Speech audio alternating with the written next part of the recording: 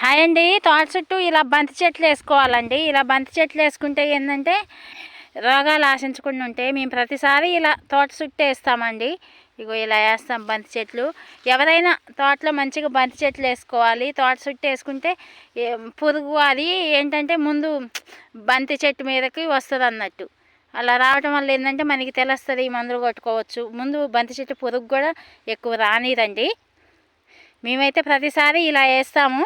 ఇగో బంతి పూలు చూడండి ఎంత బాగున్నాయో. ఇగో